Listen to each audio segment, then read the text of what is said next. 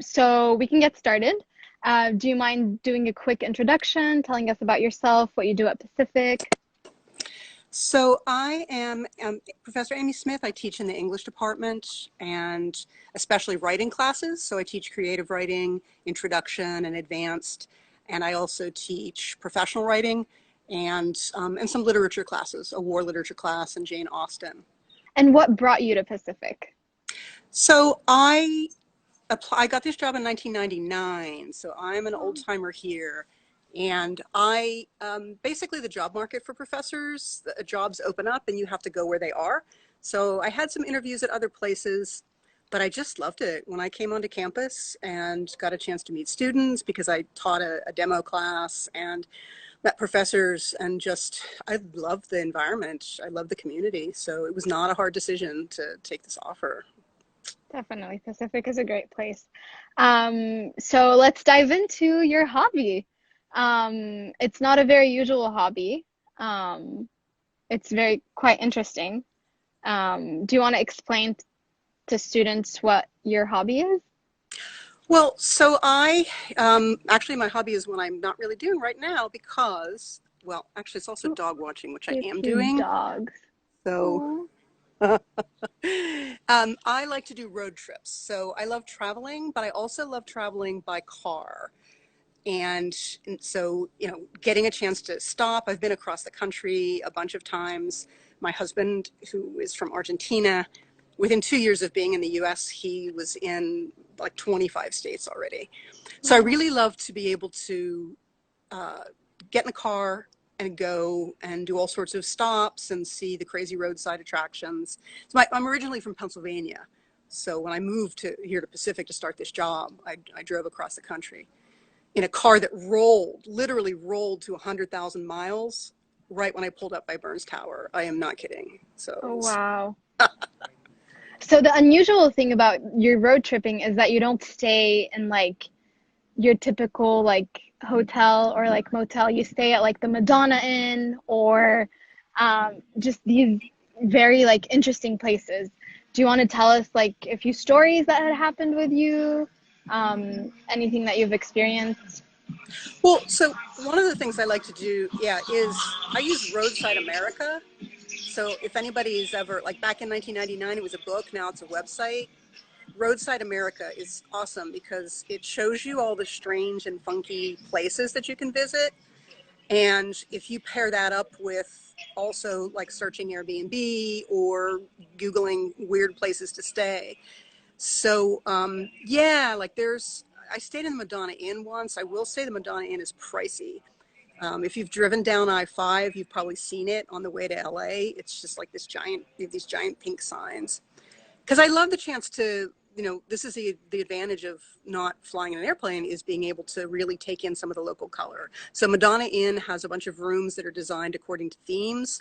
And my husband and I stayed in one that was like a cave. So like the walls were all stone and everything. It was fun. There's a place in Bisbee, Arizona, where all of the hotel rooms are basically Airstream trailers. You can stay in those. I'm really hoping to do a road trip in the spring to drive back to Pennsylvania. So yay, Steelers.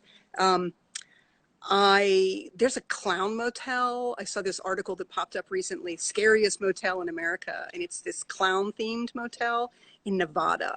So I was Wow. showing my husband pictures. It's like, okay, clowns, let's do this. That's super interesting. And where do you find these places? I use Roadside America and I also search on like Airbnb. So the Clown Motel isn't on Airbnb. Basically, if I'm randomly doing funny Google searches, it's like scariest motel in America. And I'll like, okay, now I'll have to stay there. So, yeah. And So favorite place that you've visited or like that you went on a road trip to? the midpoint for me, whenever I'm traveling, is in Nebraska. I have family in the middle of Nebraska who are awesome. And that's like, so people talk about the flyover states. I think that's kind of rude. The whole country has something that you can see. So I really love stopping in Nebraska. It's this tiny little town. And my husband was just totally thrilled to be able to see, coming from Buenos Aires, like this little tiny town in Middle America, where, speaking of dogs, I went to see my aunt who was unfortunately in the hospital right then. So my cousins, got me in the car, we go to the hospital and they bring the dog. And so I'm thinking like, okay. And we get to the front door of the hospital and they open the door and let the dog loose and he goes tearing into the hospital. And the nurses at the front desk, yeah, they're like, hey, Furby, it's Furby.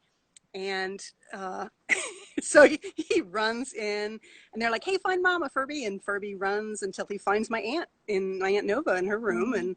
And everybody's just like, it's a little town and people can do stuff like that. And my husband's always just, surprised about, as somebody who's not an American, which is why I think students, especially our international students, if they have the chance to do it, like take road trips, because there's nothing quite like being able to actually stop in local restaurants and funky little thrift shops.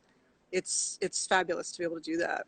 And you definitely get to make lots of unforgettable memories, like the one that you just mentioned. Yeah. Oh yeah. Oh, Furby. Oh, Oh, ooh, more dogs. I love that. I so So, any tips that you would give specific students in terms of like road tripping, like researching, any places that you recommend, anything specific that you do that you find has been successful when you go road tripping? I think one thing is being open to adventure and not planning too much. Well, okay, so if you're a planner, sorry, I keep moving this because it looks shady. If you're a planner, okay, do it and use Roadside America. I found the funnest stuff on there. There's a town in Illinois that is full of white squirrels. It's Olney, Illinois, the town of the white squirrels. So I basically planned everything on my first road trip to California based on like animals. So there's another town in Kansas that has black squirrels. So if you're a planner, look over Roadside America, because there's just weird, funky stuff all over. And even if you're not going to go all the way across the country, check it out. Put Stockton in there. And I found this bizarre place in Lathrop that looks like a spaceship landed in a convenience Oh, store. It's really funny. And that's actually on Roadside America. So like you can do little day trips. And if you actually are, I'm hoping to do a road trip in the spring, depending on how stuff goes. But that's a reasonably safe way to travel if you're using Airbnbs, because you can key code into places and you don't have to see other people if you don't want to. But big tip for me again is being open to spontaneity and don't always stick to your path. I mean, don't go so far off your path because there's lots of horror movies about that. But yeah. so it's interesting. What makes you want to look up like scariest motels to stay at and then just decide to stay there? I don't know. I'm a horror movie fan, so there's that. And I love how imaginative people are in this country, because if you're in Europe, there's like, oh, here's this 13th century cathedral and here's this amazing castle. And we just don't have that kind of history. I mean, we obviously have history, but there's all this roadside stuff that people just make up. So basically somebody's like, hey, let's make the scariest clown motel, and they do it. Nebraska, there's a place called Carhenge, and it's a bunch of cars that are stuck in the ground to look like Stonehenge. Why? So I just like explore the weirdness that is America, and you're not going to see it in an airplane. Exactly. So, for those of you just joining in, I am doing our Doctor Does What series with Professor Amy. If you have any questions about her hobby of road tripping, please be sure to comment them down below. I do want to move on to another interesting hobby that you have, um, which is collecting perfume.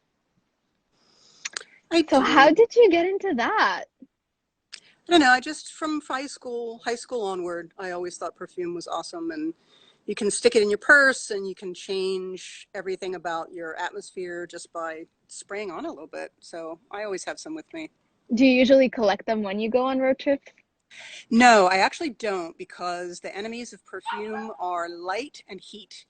Hmm. So if you, yeah, so I don't want to have it in the car. and have it get all toasty, because perfume can last for decades, literally, if you store it right. I think a lot of people don't realize that, but if you keep it in the dark, keep it in a drawer, keep it in a cabinet or something, it will stay good. So I've tried perfumes from the 70s Oh, wow. that are actually still smell. There was this crazy perfume called Smitty, which was the competition for Charlie, and bought a bottle off Etsy, and yeah, it smells the same. So how many bottles do you have in total? Oh man, probably like 100, and then a whole bunch of Wow. other samples. Perfume is an art. It really, there's so Mhm. much more to it. And so some things I have, like there's this company called Zoologist, and what I'm wearing right now, I always wear two. I have one on one arm called Aura from Terry Mugler, and I have Bat on the other arm. Zoologist has all these animal perfumes, so you can get this giant sampler from them. And even if you wouldn't wear it every day, it's just kind of cool to be able to, it's like there's bat, there's elephant, there's all kind of different perfumes that sort of try to give you the sense of the environment where the animal is. What's your favorite scent? Oh, wow. I see a lot of Yeah. dogs on Now campus. we're having it. Yeah. So this is in the absence of road trips, the dog viewing. Um, I'm sorry. What's the last thing you said? Sorry, what's your favorite scent? That's hard. That's a hard one. There's a perfume by Chanel called Cristal that you can't get in the United States anymore unless you do it on the internet. And that's Yeah. really gorgeous. I like the one I'm wearing right now, the Terry Mugler Aura, Chanel number 5. That's a classic.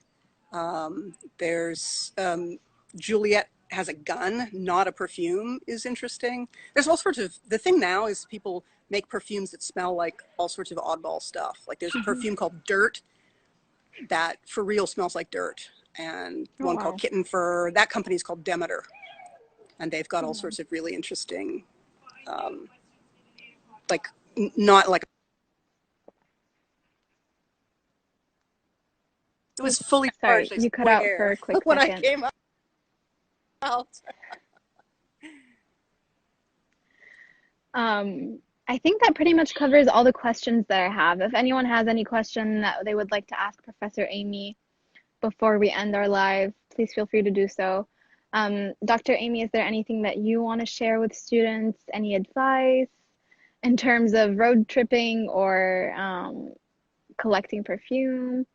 Um, I think the road tripping thing, yeah, it's unfortunately it's really important to be safe right now. So whereas with perfume you can get that online. So mhm. order samples. Don't buy whole bottles of things, because it's really nice to be able to. You have to see what it smells like on you uh, if you're going to try something. But even mini road trips are possible right now if you're careful. Check out that convenience store in Lathrop if you haven't been there. I think it's called Tower Mart, and it looks like this spaceship crashed into the roof, and they have little aliens running around on the tops of the shelves. It's hilarious. That's so funny. I definitely want to check out the clown motel. That's definitely It's it's in Nevada. I think it's not for the faint of heart. not too far. Perfect. Well, thank you so much, Dr. Smith. This was really nice. If anyone else has any questions, please feel free to ask them before we end the live. If not, then it was really nice having you on.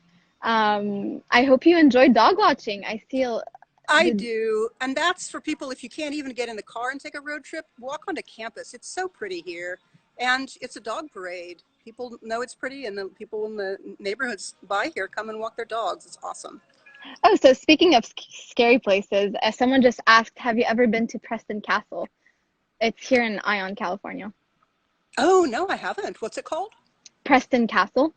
Preston Castle. I've been to the Winchester Mystery House, but I have not been to Preston Castle. I will Preston add. Castle, I think they do like a haunted house every year for Halloween.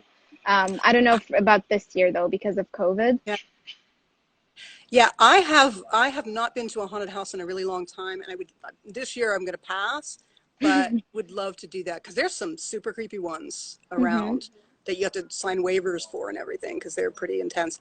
I will add that to the list. Thank you. Definitely. Well, thank you so much, Dr. Smith. Bye, everyone. Thank you so much for joining.